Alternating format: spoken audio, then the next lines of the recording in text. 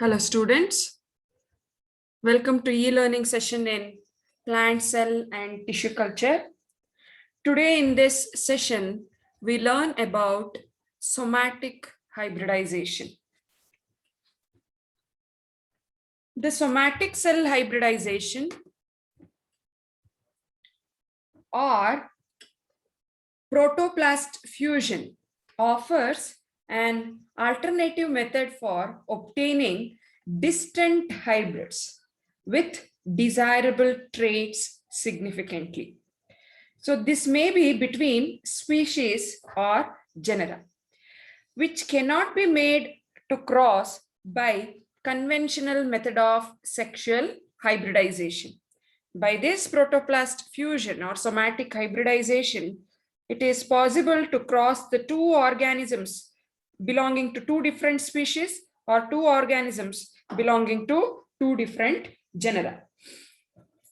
Somatic hybridization broadly involves the in vitro fusion of isolated protoplast to form hybrid cell, and later the development of this fused protoplast to form a hybrid plant.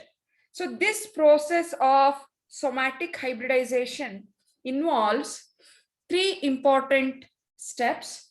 One is the fusion of protoplasts, then selection of hybrids.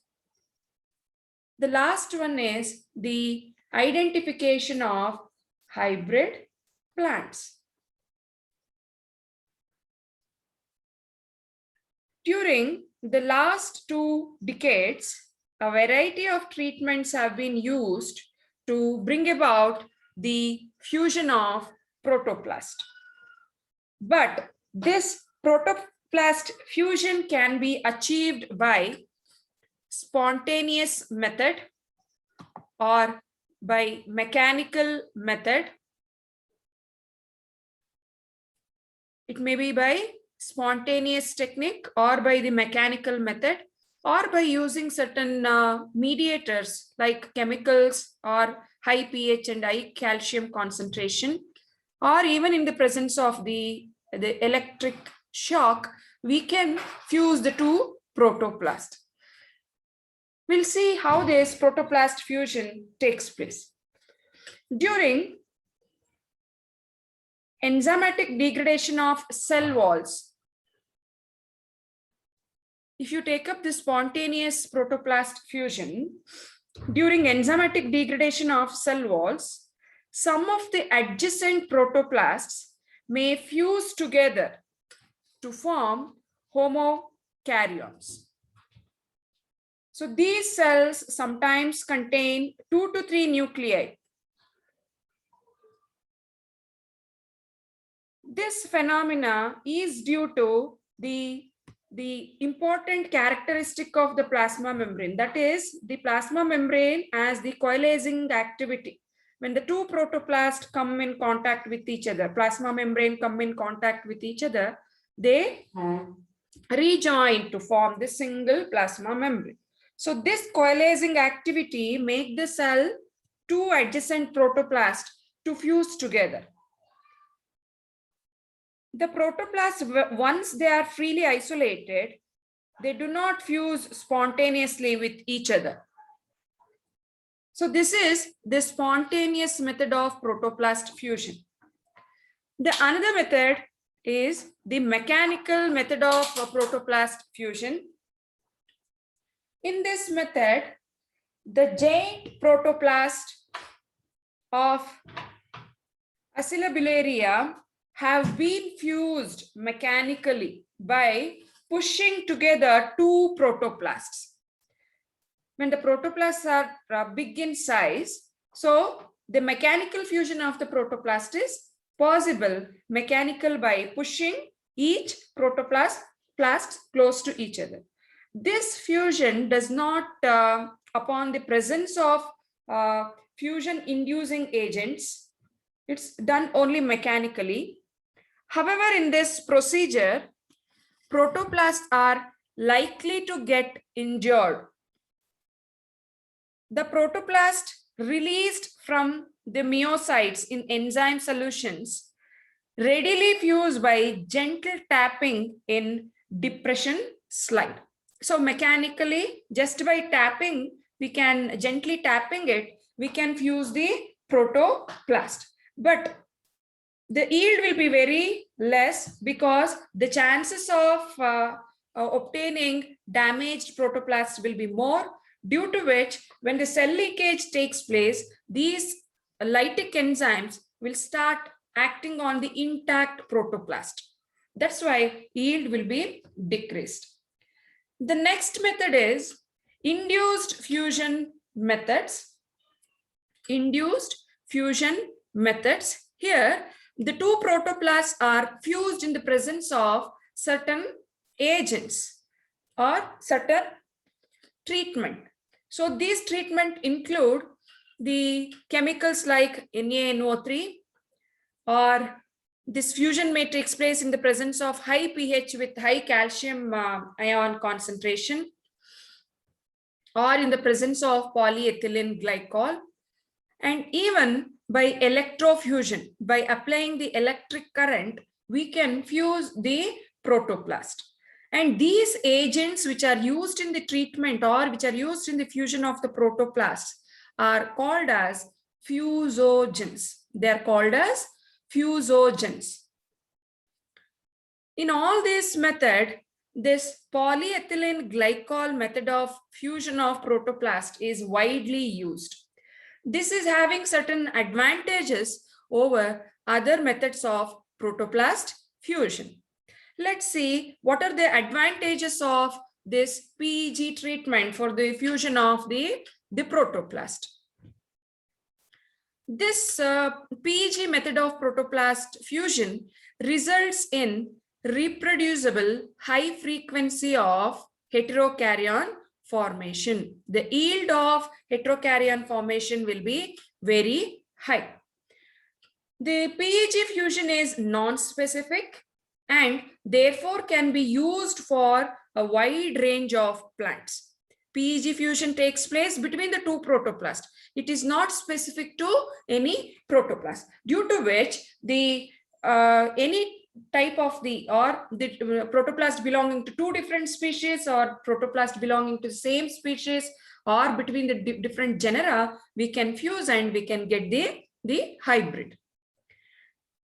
It has low toxicity to the cell. Compared to other chemical method of protoplast fusion, PEG is having less toxicity. And here the formation of the binucleate heterokaryons is low. Binucleate heterokaryons is low. So these are the advantages of PEG method of protoplast fusion compared to other method of protoplast fusion. Next is how this protoplast fusion takes place. What is the mechanism behind the fusion of the protoplast? The fusion of the protoplast takes place in three phases. One is agglutination, then plasma membrane fusion, and the another one is formation of heterokaryon. When the two protoplasts come close to each other, when they come close contact with each other, they adhere to one another. They adhere to one another. So this is called the agglutination. This agglutination can be induced by the fusogens. It may be polyethylene glycol or in the presence of high pH and high calcium concentration. So this adhesion can be increased. So the protoplast membrane get fused at localized sites at the point of adhesion. That is due to coalescing activity of the membrane. This leads to the formation of cytoplasmic bridges between the two adjacent protoplasts which are in contact with one another. High pH and high calcium ions neutralize the surface charges on the protoplast, which allows closer contact and membrane fusion between agglutinated protoplast. So like this, these fused protoplasts become round as a result of the cytoplasmic bridges, which leads to the formation of spherical homokaryon or a spherical heterokaryon. So this is how the mechanism of protoplast fusion takes place in the presence of fusogens. That is, the rate of addition or rate of agglutination will be increased, and when the two plasma membrane in contact with each other, they coalesce and they result in the formation of the hybrids. After the hybrids are formed, after the two somatic cells are fused, how these hybrids are selected? The selection is very important. The methods used for the selection of hybrid cells are like the hybrid cells can be selected by biochemical methods or by auxotropic mutant selection method or by visual method or by cytometric method. We'll see these methods of selection one by one. First, we'll take up the biochemical methods of somatic hybrid selection. For the selection of the hybrid cells, here they use certain biochemical compounds in the medium. Usually, the drug sensitivity method is useful for the selection of the hybrids of the two plant species.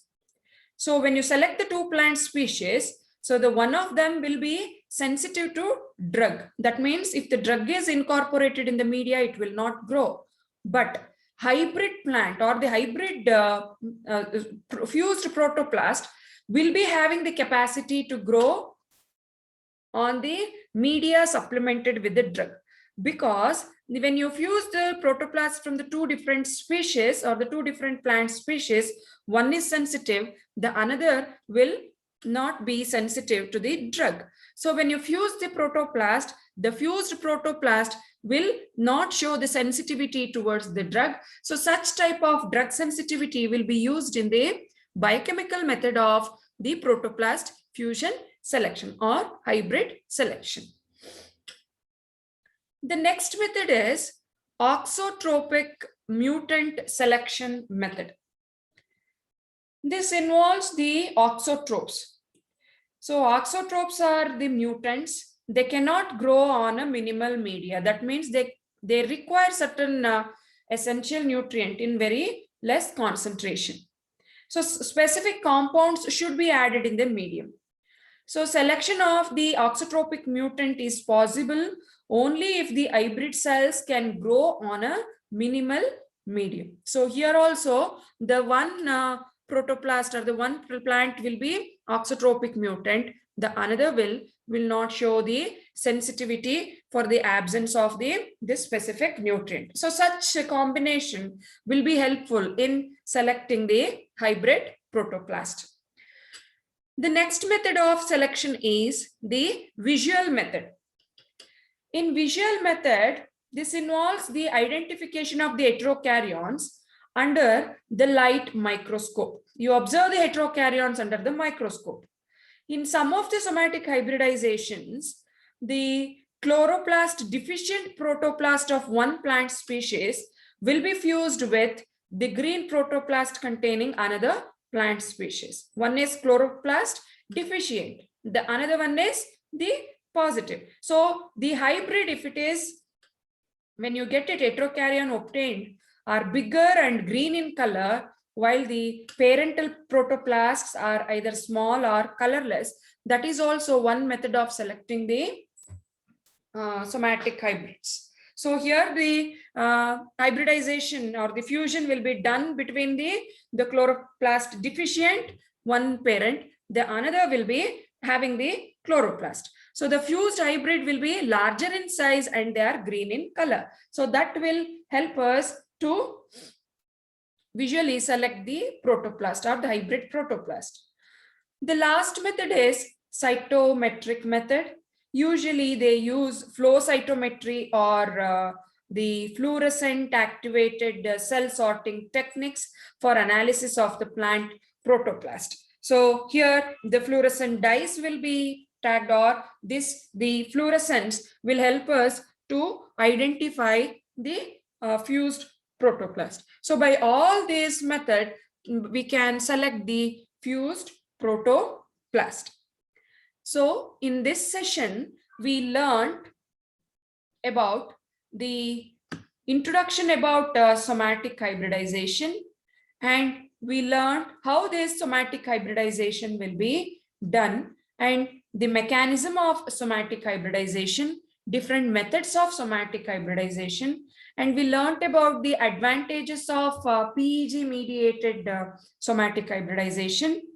And at last, we learned about the selection of the hybrid protoplast. By all this technique, we can select the